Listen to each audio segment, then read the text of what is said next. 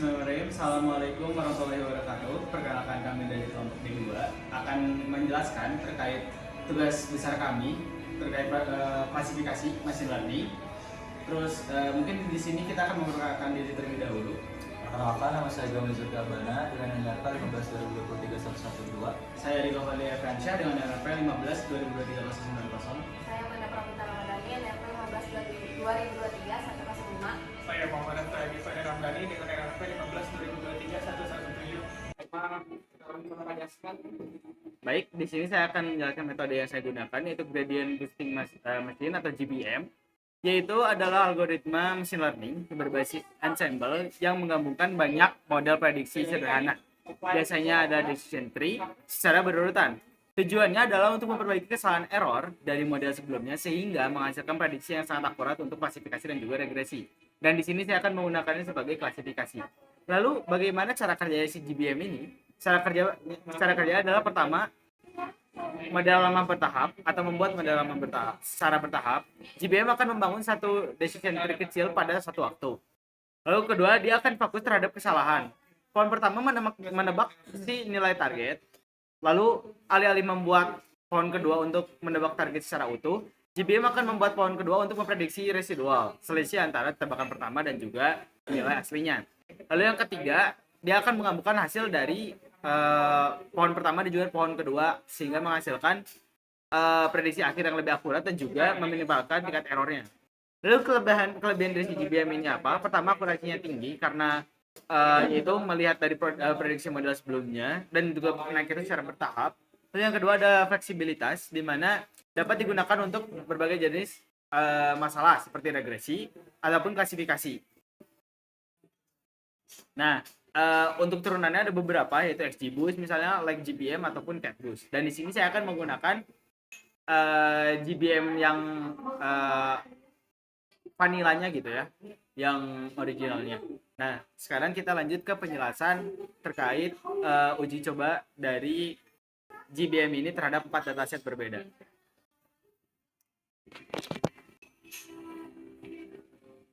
Oke, di sini ada sudah ada 4 percobaan kurang lebih.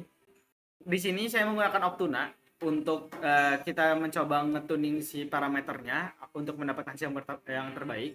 Kurang lebih untuk susunannya, yang pertama ada load dataset tentu saja.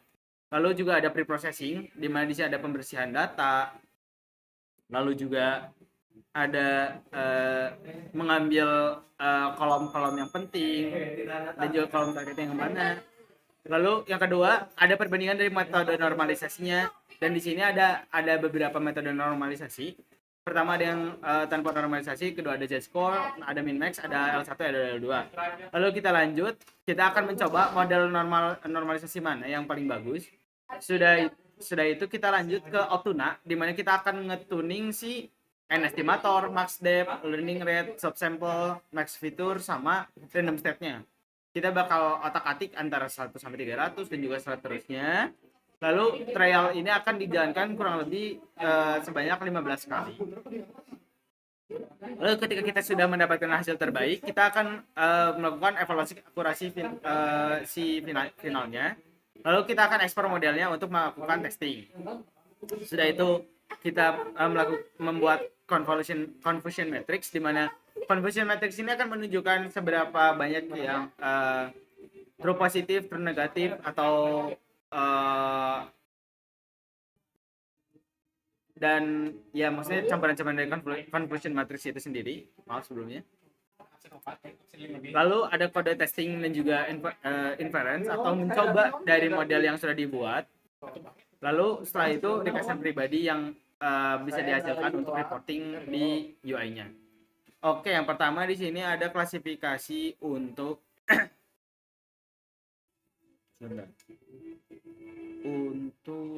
yang yang ini dulu, yang penguin dulu. Di mana di sini tuh ada beberapa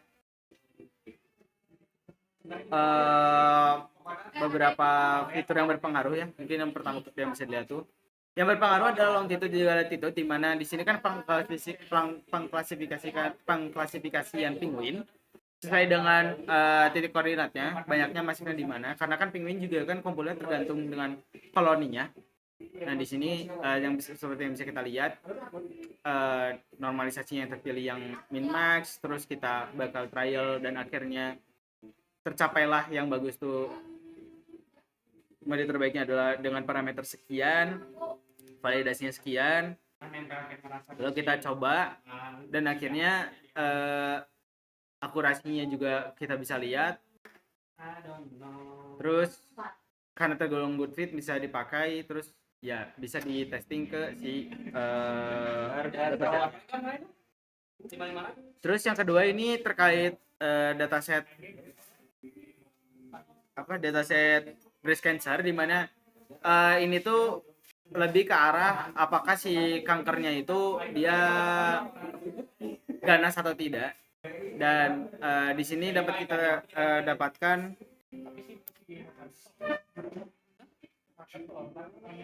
tanpa normalisasi yang pertama. Terus yang kedua terkait si parameternya, ini hasilnya dengan akurasinya cukup tinggi. Terus di sini ada confusion matrixnya, sorry. Terus di sini juga bisa kita lihat hasil testingnya seperti apa. Lalu fitur yang paling berpengaruh adalah perimeter wars, radius wars. Pokoknya yang sisi terburuknya lah gitu dari fitur-fitur yang ada. Kolom yang kategorinya buruk gitu. Terus ada grossier dataset di mana ini tuh akan memprediksi apakah orang tersebut tuh dia membeli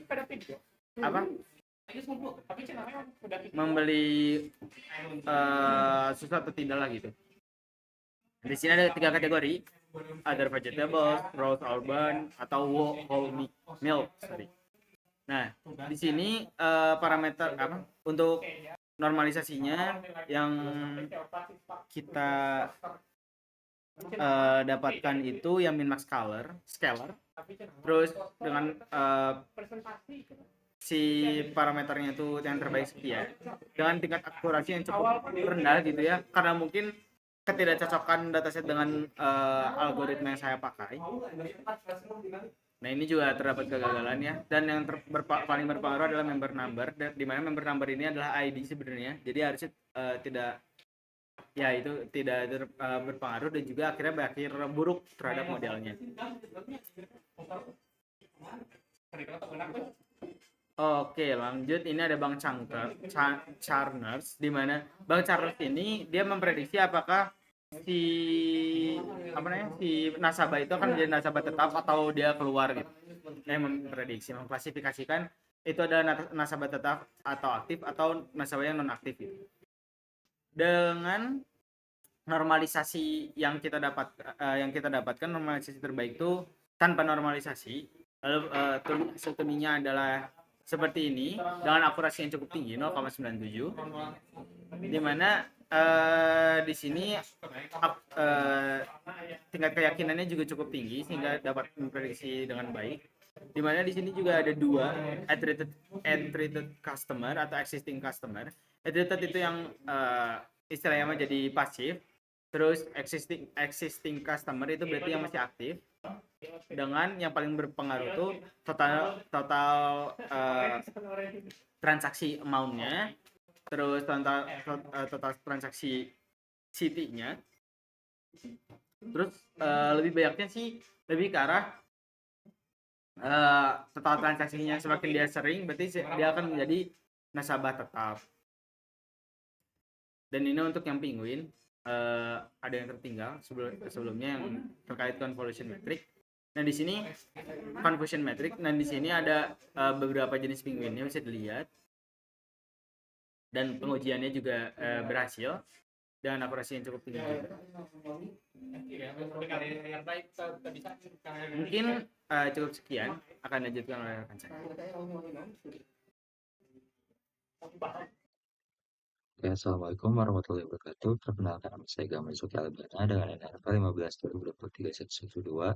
Di sini saya akan menjelaskan terkait model saya, yaitu QDA atau Quadratic Discriminant Analysis. Nah, sebelum lebih jauh, saya akan jelaskan terlebih dahulu KDI ini sendiri termasuk ke dalam model klasifikasi dan juga supervised learning, di mana supervised learning adalah suatu uji coba yang dilakukan kepada data yang sudah berlabel atau valid. Lalu, fungsi dari KDI ini sendiri adalah memisahkan data ke dalam beberapa kelompok atau kelas secara akurat ketika batas antar kelompok tersebut berbentuk melengkung atau tidak linear. Nah, selanjutnya saya akan menjelaskan berbaris di sini. Di awal kita import terlebih dahulu library apa yang akan kita gunakan, seperti pandas dan NumPy itu untuk manipulasi data, lalu visualisasi saya menggunakan metode Seaborn, dan modeling menggunakan Nextcolour dan Optuna. Di sini saya juga memasukkan bagian filter wings itu untuk menyembunyikan pesan peringatan agar output bersih, dan set verbosity menyembunyikan log proses pencarian parameter. Nah, kita masuk ke bagian satu, load and processing data. Berfungsi untuk membaca data mentah penguin, lalu membersihkan, dan membaginya untuk kebutuhan permodelan. Nah, fungsi dalamnya saya menggunakan read CSV, dropna, lalu ada label encoder, mengubah teks nama menjadi kode, angka, lalu fillna ini mengisi data kosong pada fitur dengan angka 0, dan train test float itu memisahkan data latih. Jadi untuk data ujinya 80% dan data latihnya 80% dan data ujinya 20% secara seimbang menggunakan Stratify. Lalu pada bagian 2 di sini masuk ke dalam perbandingan metode normalisasi. Fungsinya di sini secara keseluruhan menguji secara otomatis apakah model KDA dasar bekerja lebih baik tanpa transformasi dengan standar scalar z-score atau min-max scalar. Nah, fungsi di dalamnya saya menggunakan stratified key fold. Itu fungsinya untuk membagi data menjadi 5 bagian untuk validasi silang atau cross validation. Lalu saya menggunakan pipeline, itu menggabungkan langkah penskalaan dan model agar tidak terjadi kebocoran data. Lalu NPMan menghitung rata-rata akurasi, dan yang terakhir ada max. Fungsinya memilih metode penskalaan dengan skor tertinggi. Nah, setelah itu kita masuk ke optimization.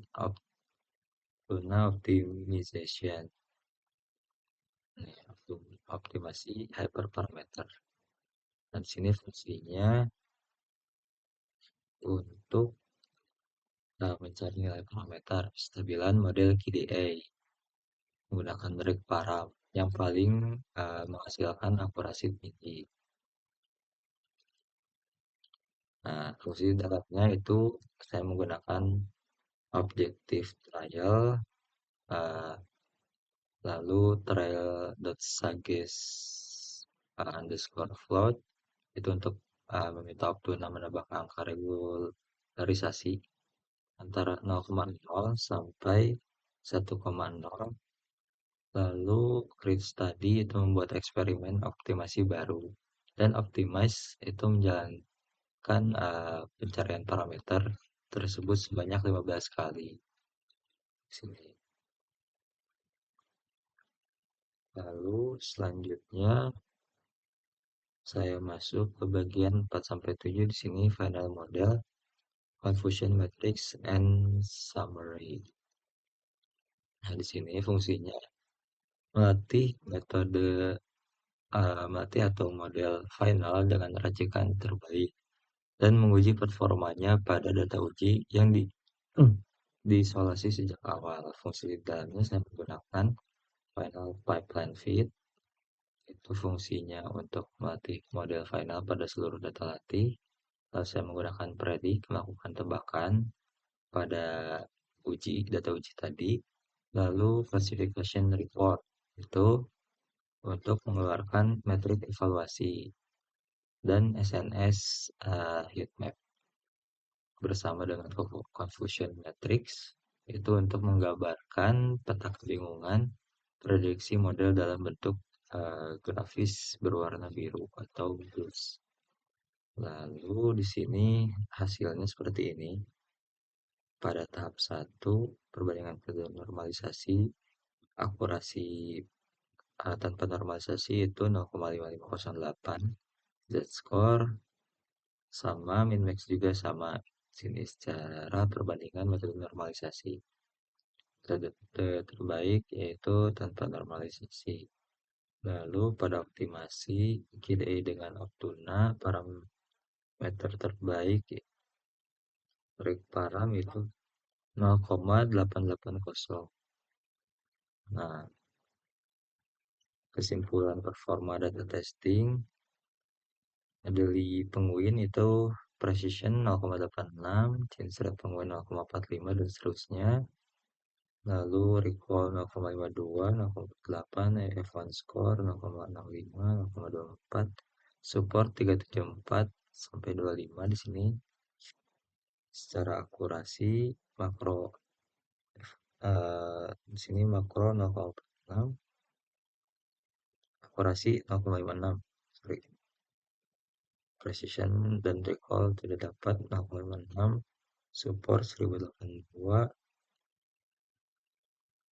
lalu makro average 0,46, precision 0,63 untuk recallnya, 0,47 untuk performance score-nya, dan supportnya 1082.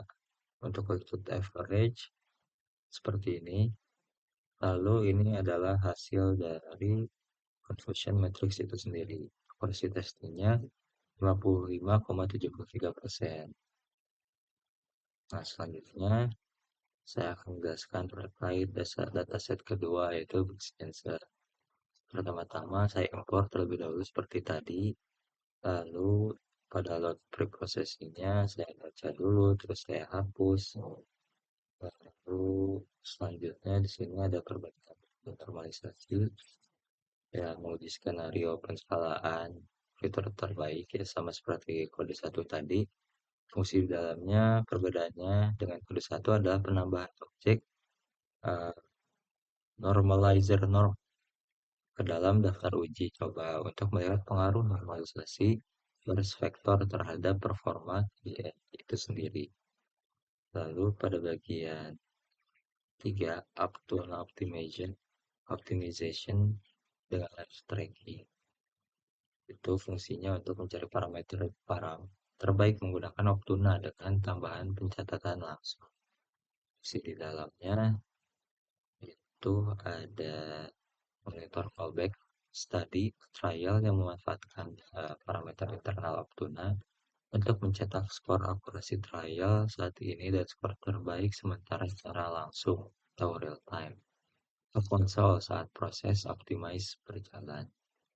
Lalu pada bagian 4-7 di sini fungsinya adalah untuk melatih model akhir, menyimpan model ke file fisik dan visualisasi performa. Di dalamnya saya menggunakan fungsi job dump, mengekspor objek pipeline final dan label encoder menjadi file.pkl agar model bisa dipakai langsung di aplikasi lain tanpa latih ulang.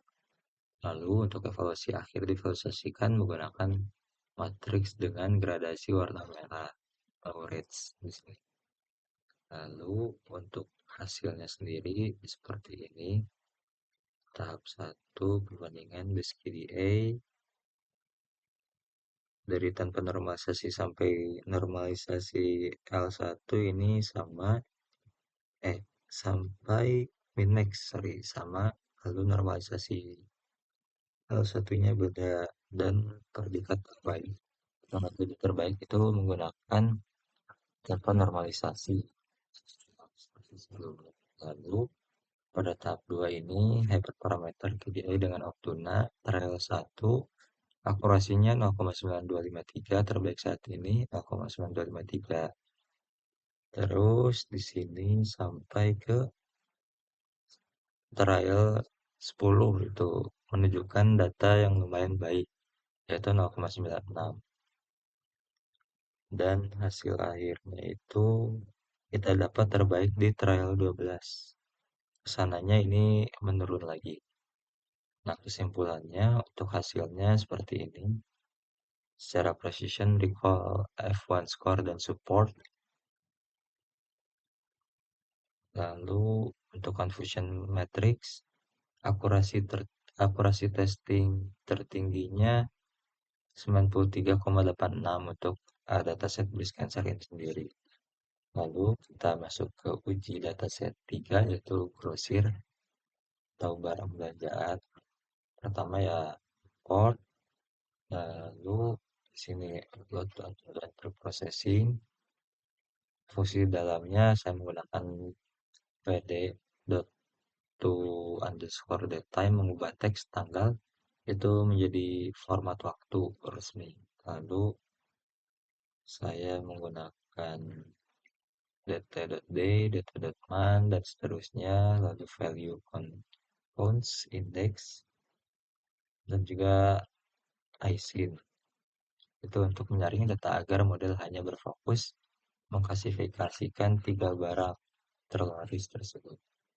Lalu pada perbandingan metode normalisasi di sini saya fungsinya untuk melakukan pengujian efisiensi penskalaan data. Di dalamnya ini berbeda dari kode lain, eksperimen di bagian ini disederhanakan dan hanya membandingkan 2 proses saja, yaitu tanpa normalisasi dan z-score standar scalar lewat putaran cross validation. Pada bagian 3 di sini optimization mencari nilai parameter stabil model PDA sama seperti kode 1. Di dalamnya ada proses pencarian berjalan lebih singkat karena argumen batasan percobaan dikurangi hanya menjadi 10 kali putaran atau end trial sama dengan 10.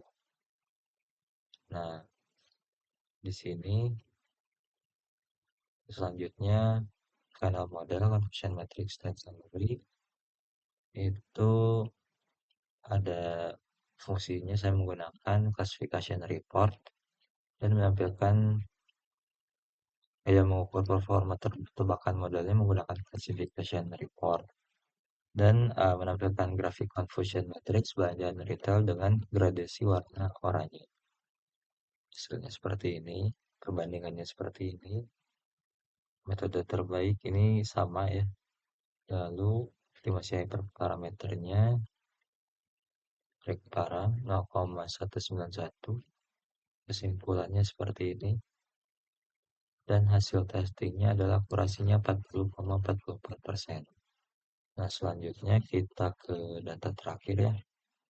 Di sini untuk dataset nasabah atau bank churners, nasabah keluar. Sini saya import, saya preprocessing terlebih dahulu.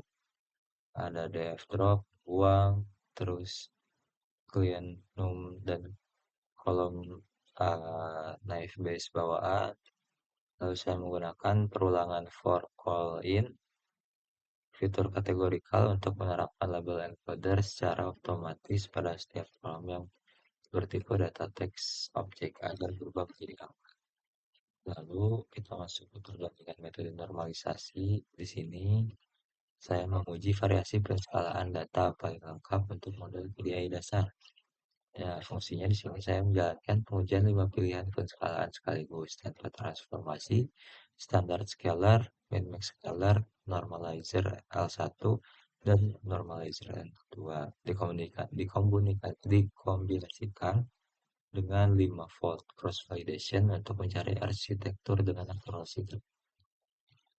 Lalu di sini saya optimasi hyperparameter menggunakan tarik param seperti sebelumnya. Lalu mesin di dalamnya saya memasukkan monitor callback untuk menampilkan riwayat pencarian parameter secara live dan proses optimize sebanyak 15 kali uji coba untuk meminimalkan risiko matrik koferensi yang singular. Pada bagian 4 sampai 7-nya di sini saya menggunakan job deep dump seperti sebelumnya. Lalu saya menggunakan heatmap-nya itu berwarna hijau dan saya print. Hasilnya seperti ini. Optimasi pada trial 1 0,83, ini tidak berubah sampai ke ini di trial 12 0,90, perbaiknya di 12, dan ini hasil kesimpulannya seperti ini. Ini KDE-nya seperti ini.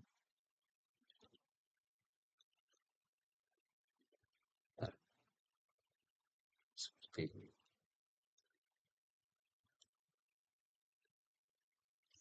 Dengan akurasi testing 90,97%. Nah, secara keseluruhan, data terbaik yang diuji oleh model saya adalah data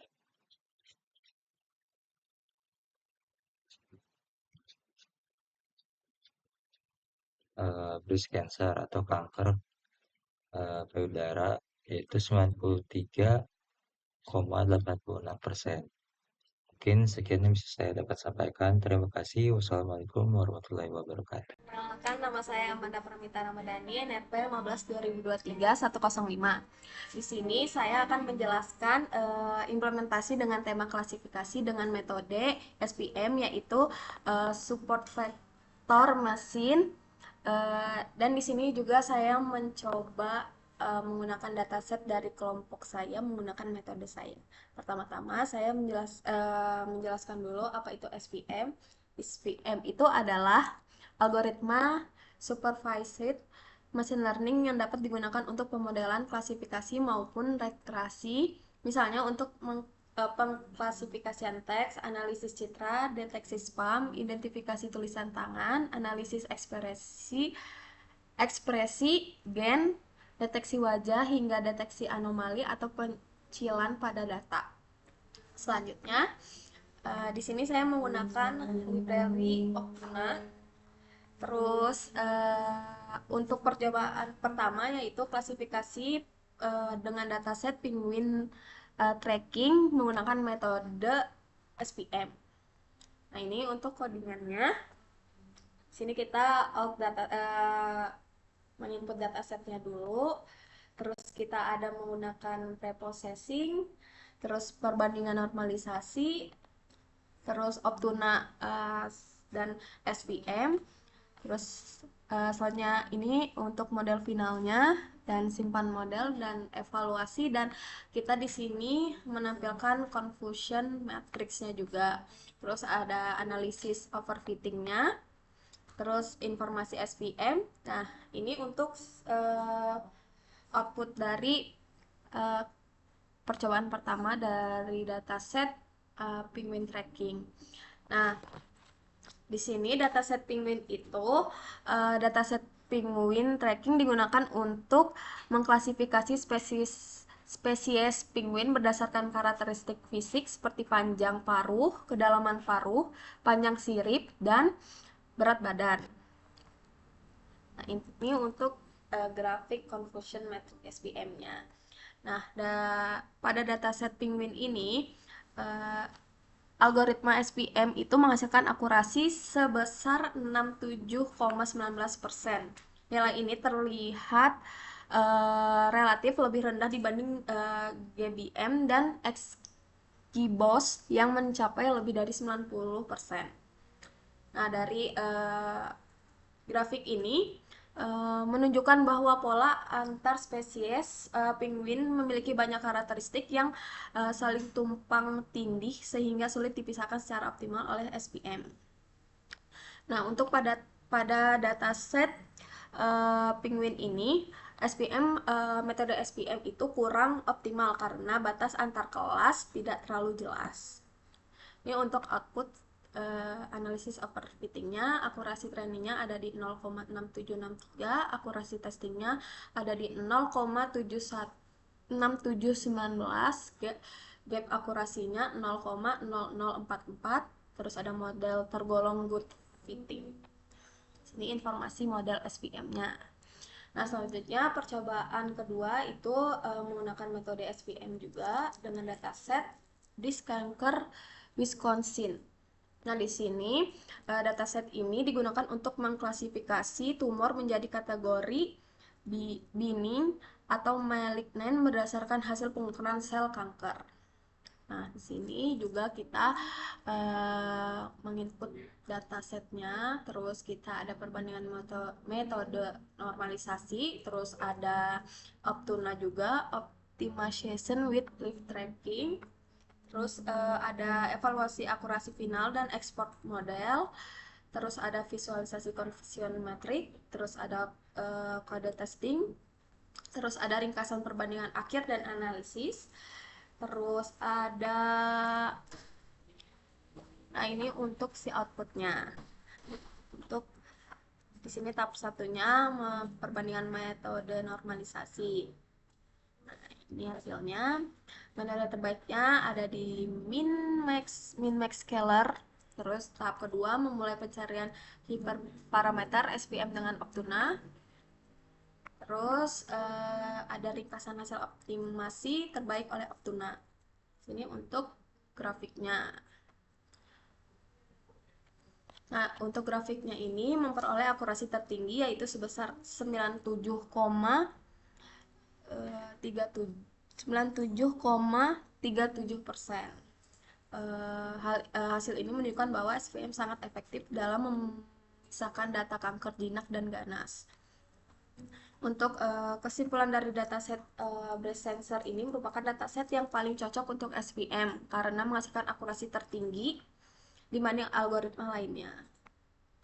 Ini si grafik top 10 fitur medis paling berpengaruh dalam diagnosis kanker payudara. Selanjutnya percobaan ketiga dengan metode SPM dengan dataset Gross Series dataset. Untuk si dataset ini berisikan data transaksi pelanggan yang digunakan untuk mempelajari pola pembelian produk. Ini kita juga load and filter engineering data belanjaan, terus ada perbandingan metode normalisasi atau base model, terus ada Optuna optimization with lift tracking. Selanjutnya ada evaluasi akurasi final dan ekspor model, ada visualisasi conversion metric, terus kode testing, terus ada ringkasan perbandingan akhir dan analisis. Nah, ini untuk outputnya. Di sini untuk penjelasan grafiknya itu pada dataset yang percobaan ketiga ini algoritma SPM hanya memperoleh akurasi sebesar 40,93%. Nilai ini jauh lebih rendah dibanding GBM yang mencapai 84%. Penyebab dari dataset ini kenapa akurasinya itu jauh lebih rendah karena dataset ini memiliki karakteristik yang berbeda dengan dataset numerik biasa karena berisi banyak atribut kategori dan pola transaksi yang sangat beragam. Untuk kesimpulan datasetnya ini merupakan dataset yang paling sulit bagi SPM karena pola transaksi pelanggan sangat kompleks dan tidak memiliki batas kelas yang jelas. Selanjutnya untuk percobaan keempat dengan dataset kredit menggunakan metode SPM. Nah, di sini itu dataset ini digunakan untuk memprediksikan apakah seorang nasabah akan tetap menggunakan layanan bank atau berhenti menjadi pelanggan. Selanjutnya, ini untuk kodenya sama seperti kode yang sebelumnya. Nah, ini untuk outputnya. Terus ada grafik untuk distribusi data nasabah, terus grafik conversation matrix prediksi. Nah, ini untuk tahap kesimpulannya untuk ringkasan perbandingan utama paper line. Terus ada grafik top 10 fitur nasabah paling berpengaruh dalam prediksi si dataset tersebut. Nah, untuk penjelasan grafiknya ini, pada dataset kredit, algoritma SPM memperoleh akurasi sebesar 92,20%. Hasil ini termasuk tinggi karena model mampu mengenali pola perilaku nasabah berdasarkan berbagai fitur sebagai jumlah transaksi, penggunaan kartu kredit, dan saldo rekening. Nah, untuk kesimpulan dari dataset ini, SPM bekerja cukup lebih baik pada dataset kredit ini tetapi belum mampu menguli metode boosting. Nah, untuk kesimpulan dari metode SPM dengan berbagai dataset ini, yaitu berdasarkan pengujian pada keempat dataset ini, SPM sangat dipengaruhi oleh karakteristik data. SPM memberikan hasil data terbaik pada dataset Dispenser Wisconsin dengan akurasi 97,37% karena memiliki batas kelas yang jelas. Selanjutnya pada dataset kredit, performa masih cukup baik dengan akurasi 92,20%. Sedangkan pada dataset Penguin dan Groceries, performa lebih rendah karena pola data lebih kompleks dan sulit dipisahkan menggunakan hyperline SPM.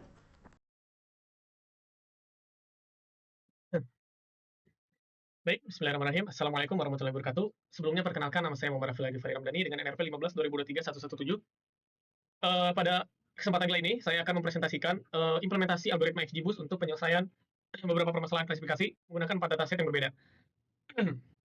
Jadi, tujuan penelitian ini tuh adalah untuk menganalisis performa algoritma XGBoost dalam melakukan klasifikasi data berbagai karakteristik data. Pada setiap dataset, saya menerapkan tahapan machine learning yang meliputi preprocessing data, pemilihan metode normalisasi, hyperparameter, tuning menggunakan Optuna, proses training model, hingga evaluasi performa menggunakan data testing. Pada bagian yang pertama ini, saya akan menjelaskan hasil implementasi XGBoost pada dataset bank Churners, yang mana ini digunakan untuk mengklasifikasikan nasabah ke dalam kategori pelanggan yang berpotensi berhenti menggunakan layanan bank dan pelanggan yang masih aktif menggunakan layanan bank. Untuk sebelum masuk ke eksperimen, saya ingin menjelaskan dulu sebelumnya apa itu XGBoost. XGBoost itu adalah singkatan dari Extreme Gradient Boosting, yang mana XGBoost ini merupakan salah satu algoritma supervised learning yang banyak digunakan untuk permasalahan klasifikasi maupun regresi. Pada penelitian ini, XGBoost digunakan untuk menyelesaikan permasalahan klasifikasi, yaitu untuk mengelompokkan data ke dalam kelas tertentu berdasarkan pola yang dipelajari dari data sebelumnya. Nah, sudah dijelaskan tadi bahwa dataset yang pertama saya akan gunakan itu dataset bank Churners, yang mana permasalahan ini tuh termasuk ke dalam binary classification atau klasifikasi biner. Selain itu, metode yang digunakan ini tuh termasuk supervised learning karena dataset yang digunakan sudah memiliki label target. Nah, sebelumnya saya akan menjelaskan dataset terlebih dahulu. Pada dataset bank Churners ini memiliki 19 fitur yang berisi informasi mengenai karakteristik nasabah seperti usia, jumlah transaksi, jumlah produksi yang dimiliki, saldo kartu kredit, dan berbagai informasi lainnya. Fitur-fitur tersebut digunakan sebagai input untuk membantu model penentuan apakah seorang nasabah berpotensi churn atau tidak. Baik, langsung saja ke bagian implementasi kode. Di sini saya menggunakan beberapa library untuk menjalankannya. Yang pertama saya menggunakan Pandas, NumPy, Optuna, Matplotlib, dan Seaborn juga Dblib.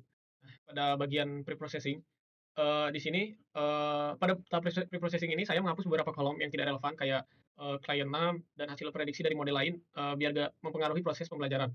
Selanjutnya, data kategorikal diubah menjadi numerik menggunakan label encoding karena algoritma machine learning itu hanya bisa mengolah data dalam bentuk angka. Selain itu, data dibagi menjadi data training dan data testing menggunakan train test split. Nah, baik, langsung saja pada bagian output. Nah, di sini tuh setelah data berhasil dimuat, jadi saya melakukan perbandingan beberapa metode normalisasi, yaitu tanpa normalisasi, standar scalar, min-max scalar, normalisasi L1 dan L2, sehingga berdasarkan hasil pengujian, metode tanpa normalisasi menghasilkan performa terbaik dengan akurasi validasi sebesar 96,86 dibandingkan dengan normalisasi L1 dan L2 di 93%. Sehingga pada normalisasi ini tuh dipilih untuk tahap selanjutnya. Nah, berikut ini tuh dilakukan hyperparameter tuning menggunakan Optuna sebanyak 15 kali di sini atau 15 trial. Nah, setiap trial itu mencoba kombinasi parameter XGBoost yang berbeda untuk mencari konfigurasi terbaik. Dari seluruh percobaan di sini terlihat pada trial kelima atau percobaan kelima di sini menunjukkan hasil performa tertinggi dengan akurasi validasi sebesar 97,21%. Dan parameter terbaik yang diperoleh adalah N estimator sebesar 443, max depth sebesar 6, learning rate sebesar 0,0772 serta beberapa parameter pendukung lainnya yang menghasilkan performa optimal pada dataset ini. Nah, bisa dilihat di sini, ini tuh grafik confusion matrix untuk churn XGBoost pada bagian tanpa normalisasi, bisa dilihat. Nah, lanjut ke bagian simulasi prediksi churn secara real time. Di sini terlihat nasabah dengan tingkat keyakinan sebesar 99,54% dan hasil prediksi sesuai dengan kondisi sebenarnya. Nah, pada kesimpulan analisis akhir di sini menunjukkan bahwa proses tuning berhasil meningkatkan akurasi dari 96 hingga 97%. Selain itu, selisih akurasi training testing cuma sekitar 1,91% sehingga model tidak mengalami overfitting. Jadi berdasarkan feature importance di sini, berdasarkan feature importance di sini, jumlah transisi transaksi atau total transiti menjadi faktor yang paling berpengaruh dalam menentukan kemungkinan seseorang nasabah akan churn. Berdasarkan hasil tersebut dapat disimpulkan bahwa algoritma XGBoost mampu memberikan performa yang sangat baik pada dataset Bank Churner dengan akurasi pengujian sebesar 97,38%.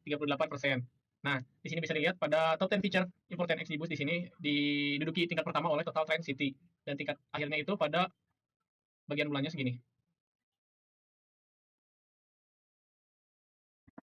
Nah, untuk yang selanjutnya, pada eksperimen kedua, di sini saya menggunakan dataset groceries yang berisi data transaksi pembelian pelanggan pada sebuah supermarket. Berbeda dengan dataset sebelumnya, yang mana dataset sebelumnya berfokus pada customer churn, sedangkan pada dataset groceries ini, tujuan klasifikasinya itu adalah memprediksi jenis barang yang dibeli pelanggan berdasarkan pola transaksi yang tersedia. Nah, untuk menyederhanakan proses klasifikasi, penelitian difokuskan pada 3 produk yang paling sering muncul pada dalam dataset. Dengan demikian, model XGBoost akan mengklasifikasikan setiap transaksi ke dalam 1 dari 3 kategori produk tersebut. Nah, karena target yang diprediksi berupa 3 kelas kategori barang, maka permasalahan itu termasuk ke dalam multi-class classification atau klasifikasi multi-class. Algoritma yang digunakan tetap menggunakan XGBoost, karena itu metode yang saya ambil untuk klasifikasi ini.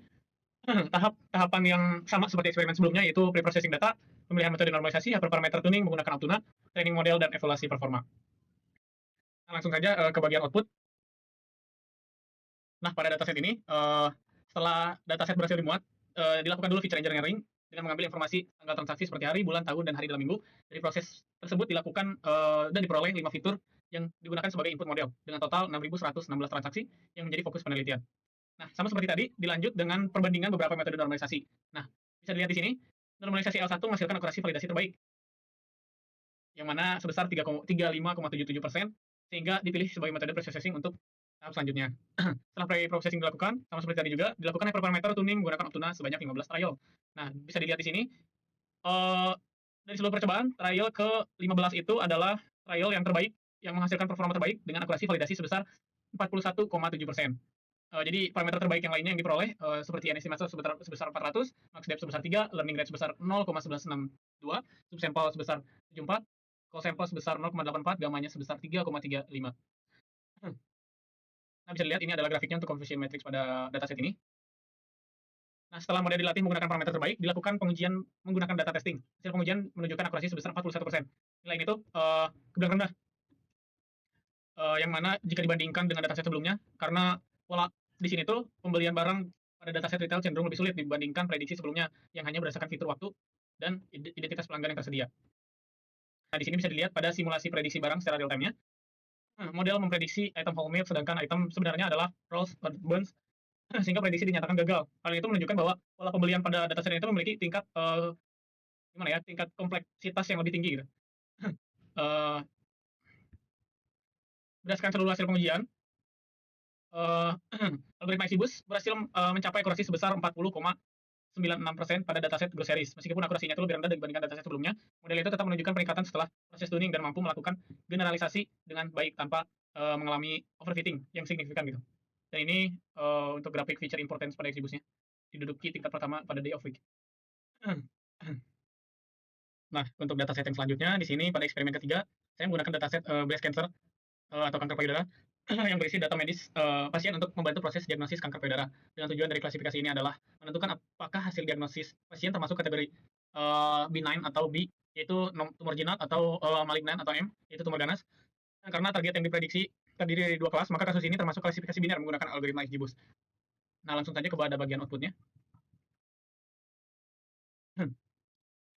Nah, di sini dataset berhasil dimuat dengan 30 fitur medis yang digunakan sebagai input model. Jadi selanjutnya sama seperti tadi, dilakukan perbandingan metode normalisasi dengan beberapa hasil yang menunjukkan bahwa tanpa normalisasi memberikan performa terbaik dengan akurasi sebesar 96,70%, sehingga metode itu bisa dilanjutkan.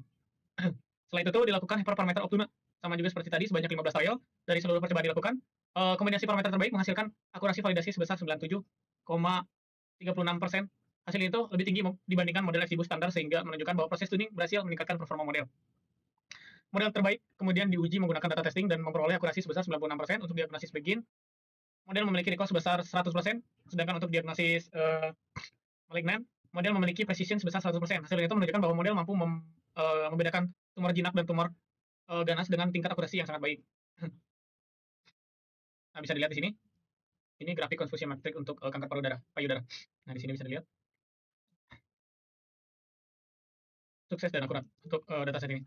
Dilihat pada simulasi prediksi pasien secara real time. Jadi di sini tuh model berhasil memprediksi diagnosis pasien dengan benar dan memiliki tingkat keyakinan sebesar 99,83%. Hal itu menunjukkan bahwa model mampu memberikan prediksi yang sangat meyakinkan pada data yang diuji. Selanjutnya dilakukan analisis efektivitas tuning, akurasi meningkat dari 96% hingga 97%, mengalami peningkatan sebesar 0,66% setelah menggunakan Optuna. Selain itu, hasil deteksi overfitting menunjukkan selisih akurasi training dan testing berdasarkan testingnya sebesar 3,51%, sehingga model masih termasuk ke kategori good fit dan mampu melakukan generalisasi dengan baik. Bisa lihat di sini pada grafik top 10 feature medis yang paling berpengaruh pada diagnosis kanker payudara di sini. Berdasarkan hasil pengujian, algoritma XGBoost berhasil memberikan performa yang sangat baik pada dataset breast cancer dengan akurasi testing sebesar 96%.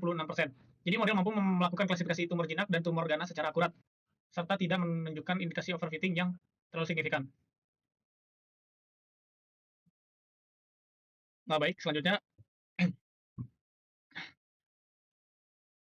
yang selanjutnya itu pada eksperimen terakhir saya menggunakan dataset penguin, yang mana ini bertujuan untuk mengklasifikasikan spesies penguin berdasarkan beberapa karakteristik yang tersedia pada dataset. Berbeda dengan dataset sebelumnya yang menggunakan 2 atau 3 kelas, pada dataset ini terdapat 6 spesies penguin, sehingga kasus ini termasuk multi-class classification menggunakan algoritma XGBoost.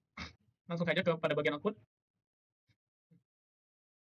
Pada bagian output di sini, dataset berhasil dimuat dengan 6 fitur utama yang digunakan sebagai input model pada tahapan preprocessing. Dilakukan perbandingan beberapa metode normalisasi yang hasilnya menunjukkan bahwa tanpa normalisasi menunjukkan akurasi validasi terbaik sebesar 91,12%, sehingga metode tersebut dipilih untuk tahap berikutnya.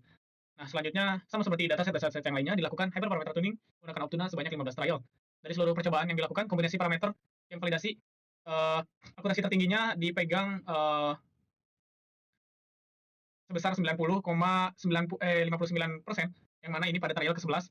Menariknya, di sini tuh hasil ini tuh sedikit lebih rendah dibandingkan model default yang memperoleh akurasi sebesar 91,12%. Sehingga pada dataset ini, tuning tidak berhasil meningkatkan performa model. Jadi nanti itu model terbaik kemudian diuji menggunakan data testing dan memperoleh akurasi sebesar 91%. Sebagian besar spesies berhasil diklasifikasikan dengan baik, terutama Emperor penguin yang memiliki nilai advance score sebesar 91%. 98%, maaf. Hasil ini itu menunjukkan bahwa model mampu membedakan beberapa spesies penguin dengan tingkat akurasi yang cukup tinggi. Bisa dilihat di sini pada grafiknya, confusion matrix spesies penguin untuk metode XGBoost.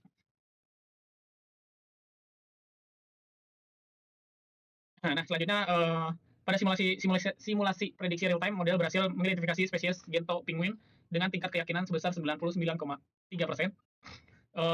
Yang hasil prediksi ini sesuai dengan data sebenarnya.